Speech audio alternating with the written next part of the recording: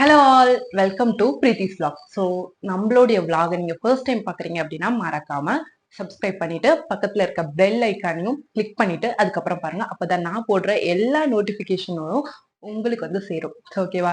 இன்னைக்கு இந்த vlogல நம்ம என்ன பார்க்க போறோம் அப்படின்னு பாத்தீங்கன்னா, ஸோ கேர்ள்ஸ்க்கு இருக்க பெரிய பிக்கஸ்ட் ஸ்ட்ரெஸ்ன்னு கூட சொல்லலாம், ஹேர் ஃபால் தான். ஹேர் ஃபால் ஏன் ஆகுது, அதை எப்படி கட்டுப்படுத்தலாம், அண்ட் ஹேர் க்ரோத் எப்படி பண்றது, இதெல்லாம் நம்ம இந்த வீடியோல பார்க்க போறோம்.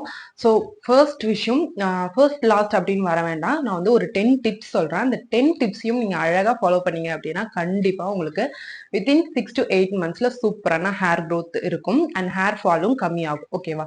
ஃபர்ஸ்ட் டிப் என்னன்னு சொல்றது, நான் ஆல்ரெடி வந்து ஸ்கின் கலர் கெய்னிங் வீடியோலையுமே சொல்லியிருப்பேன்.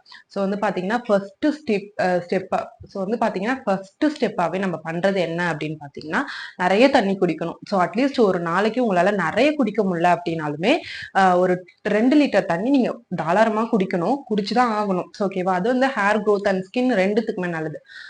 நிறைய டெர்மட்டாலஜிஸ்ட் கிட்டயும் இல்ல வந்துட்டு ஒரு ஜெனரல் டாக்டர் கிட்டயும் போனா கூட அவங்க நம்மளுக்கு ஃபர்ஸ்ட் ரெஃபர் பண்ற ஒரு விஷயம் வந்து பாத்தீங்கன்னா தண்ணி நிறைய குடிங்க அப்படின்னு சொல்லிட்டு, என்னடா எடுத்தோடனே சீப்பா இதை போடுங்க அதை போட்டு பூசுங்க அப்படின்னு சொல்லாம இந்த மாதிரி தண்ணி குடிங்கன்னு சொல்றாங்க அப்படின்னா, இந்த மாதிரி தண்ணி குடிங்க அப்படின்னு சொல்றாங்க அப்படின் போது நீங்க யோசிக்கணும், இது நேச்சுரல் ப்ராசஸ் தான். உங்களுக்கு வந்துட்டு நேச்சுரலா நீங்க எந்த ஒரு விஷயத்தையும் ப்ராசஸ் பண்ணாதான் அது வந்து உங்களுக்கு வந்து ஒர்க் ஆகும். இப்போ வந்து ஒரு கிரீம் வாங்கிட்டு வந்து உங்க தலை மேல போட்டீங்க அப்படின்னா அது வந்துட்டு அந்த மேல இருக்க ஷைன் மட்டும் தான் கொடுக்குமே தவிர்த்து ஹேர் க்ரோத் ஆகவே ஆகாது. ஸோ அதனால ஃபர்ஸ்ட் விஷயம் வந்து பாத்தீங்கன்னா நிறைய தண்ணி குடிங்க. சீப்பா சொல்றேன், காமெடியா இருக்கு, ஃபன்னா இருக்கு, என்னடா எல்லாரும் சொல்ற மாதிரி யதார்த்தமா இருக்கே அப்படின்னு நினைக்காதீங்க, ஃபாலோ பண்ணுங்க. ஸோ 6 மந்த் ஆர் 8 மந்த்துக்கு ரெகுலரா வந்துட்டு ஒரு 2 லிட்டர் தண்ணி தாராளமா குடி. ஹேருக்கு வந்து நேச்சுரலாவே ஒரு ஆயில் தன்மை வந்து நேச்சுரலாவே இருக்கும், ஒரு பிசுபிசுப்பு இருக்கும். ஆனா அதையும் தாண்டி நம்ம ஹேரை வந்து ட்ரை ஆக்க விடாம நீங்களுமே லைட்டா அதுக்கு வந்து ஒரு 2 days ஒன்ஸ் 3 days ஒன்ஸ் கண்டிப்பா வந்து ஹேர் வந்து வச்சு நீங்க ஹேர் வாஷ் பண்றது ரொம்ப ரொம்ப நல்லது. ஹேரை வந்து ரொம்ப ட்ரை ஆக்கி விட்டுறாதீங்க. ஸோ வந்து பாத்தீங்கன்னா நெக்ஸ்ட் வந்து பாத்தீங்கன்னா ஹேருக்கு வந்து ஃபர்ஸ்ட் வந்து பாத்தீங்கன்னா நான் வந்துட்டு நல்லா வந்து தண்ணி குடிக்க சொல்லியிருந்தேன். ரெண்டாவது வந்துட்டு ஹேர் ஆயில் வைக்க சொல்லியிருந்தேன். மூணாவது வந்து பாத்தீங்கன்னா நல்ல ஒரு ரொம்ப காஸ்ட்லியான ஹேர் பேக்ஸ் எல்லாம் வேண்டாம், சின்ன சின்ன ஹேர் பேக்ஸ் நம்ம வீட்லயே இருக்கும். ஓகேவா? என்னென்ன ஹேர் பேக்ஸ் அப்படின்னு பாத்தீங்கன்னா இந்த வெந்தயம், செம்பருத்தி இலை, அப்புறமா வந்துட்டு பனானா, கேர்டு, ஆலோவேரா, இதெல்லாம் வந்துட்டு நம்ம வீட்லயே கிடைக்கக்கூடிய திங்ஸ் தான். ரொம்ப வந்து காஸ்ட்டும் அதிகமாகாத திங்ஸ். இதை வச்சு உங்களால முடிஞ்ச அளவுக்கு வீக்லி ஒன்ஸ் ஆர் டுவைஸ் வந்து குட்டி குட்டி ஹேர் பேக்ஸ் போடுங்க.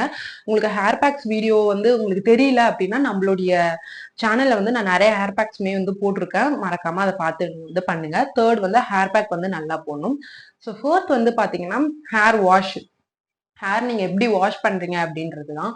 ஹேர்ல வந்துட்டு நீங்க எந்த ஷாம்பு வேணா யூஸ் பண்ணுங்க, எந்த சீயக்காய் எது வேணா யூஸ் பண்ணுங்க. சீயக்காய் எல்லாம் இப்ப வந்து ஹேர்ல வந்து ஸ்ட்ரெயிட்டா யூஸ் பண்ணீங்கன்னா அது வந்து பிரச்சனை கிடையாது. ஏன்னா இது எல்லாமே ஆர்கானிக்கா இருக்கும், நம்மளுடைய நேச்சுரலாவே இருக்கும்.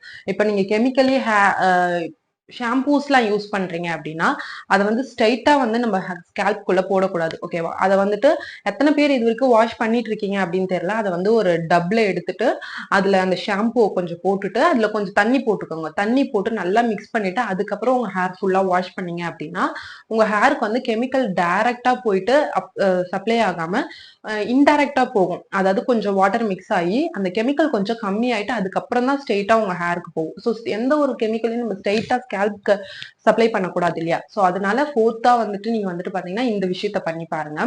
ஸோ ஹேருக்கு வந்துட்டு ஷாம்புவை டைரக்டா அப்ளை பண்ணாதீங்க. அண்ட் நெக்ஸ்ட் வந்து பாத்தீங்கன்னா ஹேர் வாஷ் பண்றப்போ நிறைய பேர் பண்ற ஒரு தப்பு என்னன்னு பாத்தீங்கன்னா, ஆக்சுவலி 1 வீக் பிஃபோர் வரைக்கும் நானும் இந்த தப்பு பண்ணிட்டு இருந்தேன். ஸோ ஏதோ ஒரு வீடியோலயோ சம்திங் எங்கேயோ பார்த்துதான் நான் வந்துட்டு யாரோ சொல்லிதான் நான் கேட்டிருக்கேன். ஸோ நம்மளோட ஹேரை நான் இத்தனை வருஷமாவே நான் பண்ண பெரிய முட்டாள்தனம், பெரிய ஒரு தப்பு அப்படின்னா இதுதான். ஹேரை வந்து நான் என்ன பண்ணுவேன்னா இந்த ஃப்ரண்ட்ல கவுத்து போட்டு இப்படி வந்து ஹேர் வாஷ் பண்ணிட்டு இருப்பேன். எப்படின்னா ஃப்ரண்ட் பக்கம் இந்த சைடு தூக்கி போட்டு ஹேர் வாஷ் பண்ணிட்டு இருப்பேன். ஆனா அப்படி பண்ணக்கூடாது அப்படின்றது நான் தான் பெரிய அப்படிதான் ஹேர் வாஷ் பண்ணணும், அதுதான் ரைட் மெத்தட் அப்படின்னு சொல்லிட்டு இவ்வளவு நாளா நான் வந்து ஹேர் வாஷ் பண்ணிட்டு இருந்தேன்.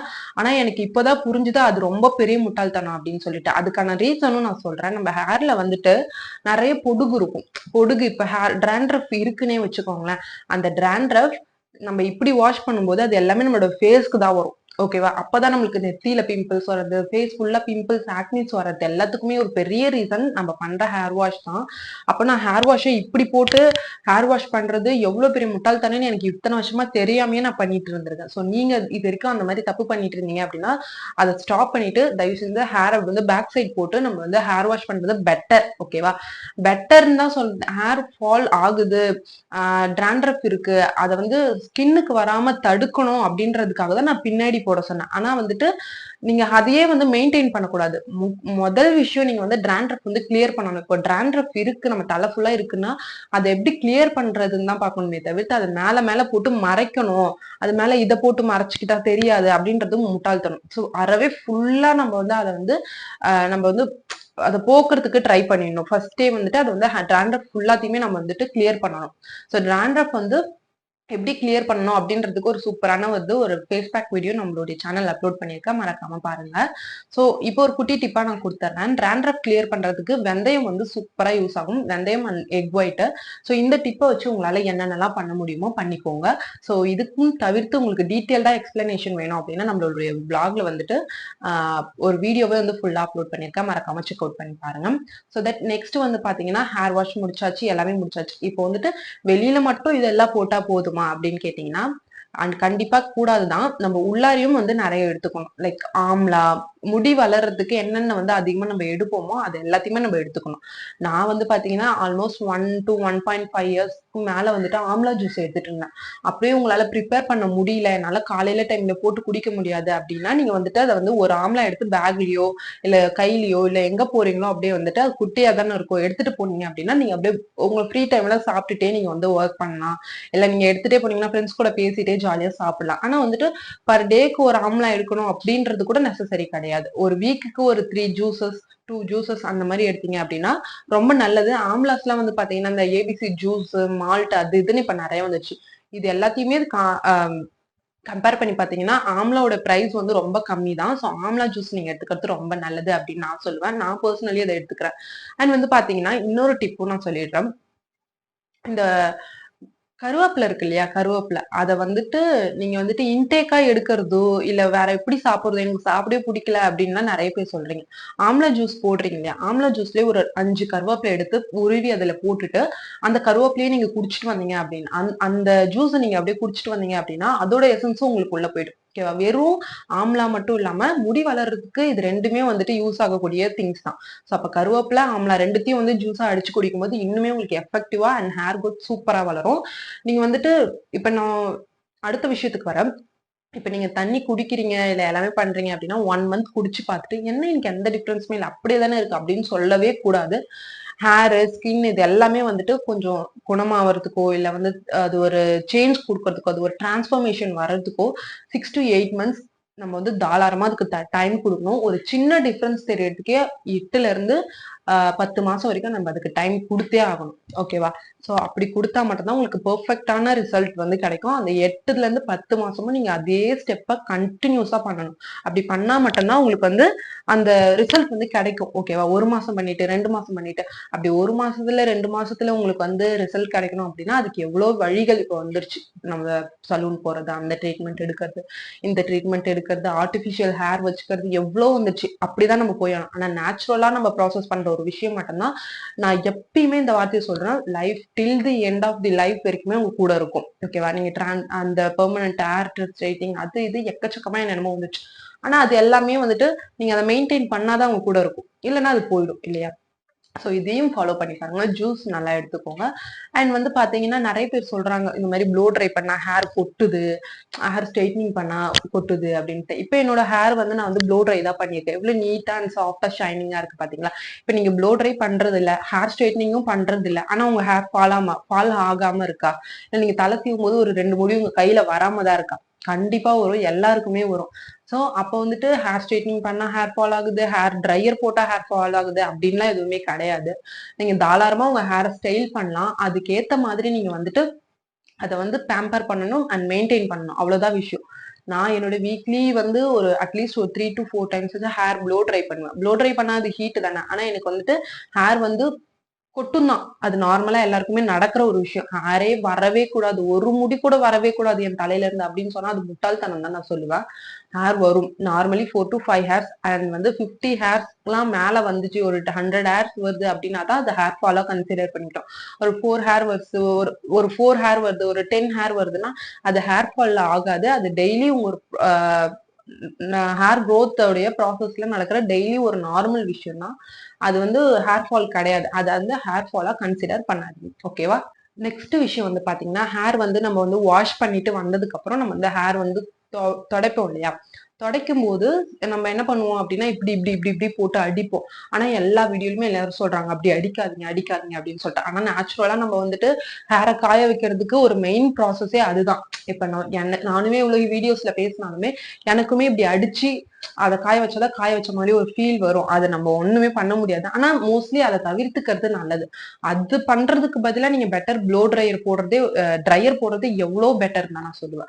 இப்படி அடிக்கிறதுக்கு பதிலா நீங்க ட்ரையர் போட்டு காய வச்சுக்கோங்கன்னா இன்னும் வந்து உங்களுக்கு வந்து அதுல கிடைக்கிற வந்து சைட் எஃபெக்ட்ஸை விட இதுல கம்மியா தான் இருக்கும். ஸோ நீங்க வந்து ட்ரையரே யூஸ் பண்ணிக்கலாம் அது பண்றதுக்கு பதிலா.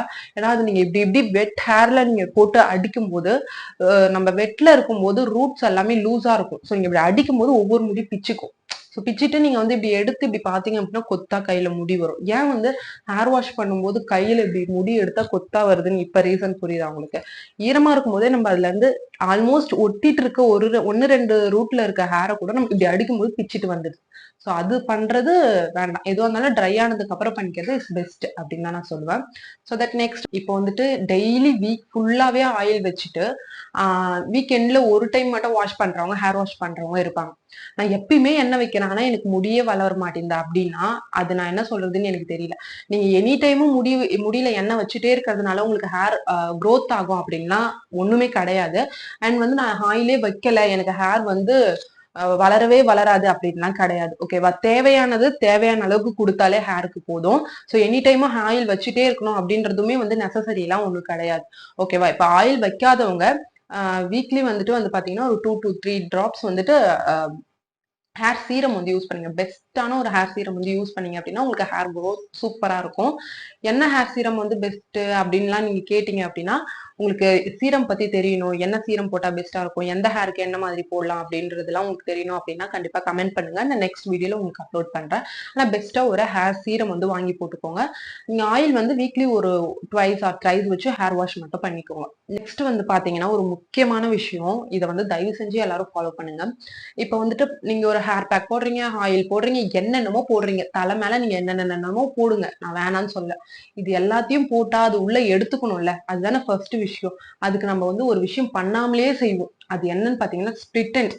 நம்மளோட தலை ஃபுல்லா ஸ்பிளிட்டன்ஸ் இருக்குன்னு வச்சுக்கோங்க. இங்க எட்ஜ்ல எல்லாம் வந்து ஸ்பிளிட்டன்ஸ் இருக்கு அப்படின்னா நீங்க ஆயில் வைக்கிறது வேஸ்ட், ஹேர் பேக் போடுறது வேஸ்ட், அண்ட் நீங்க பண்ற எல்லா விஷயமும் டோட்டலி வேஸ்ட் தான்.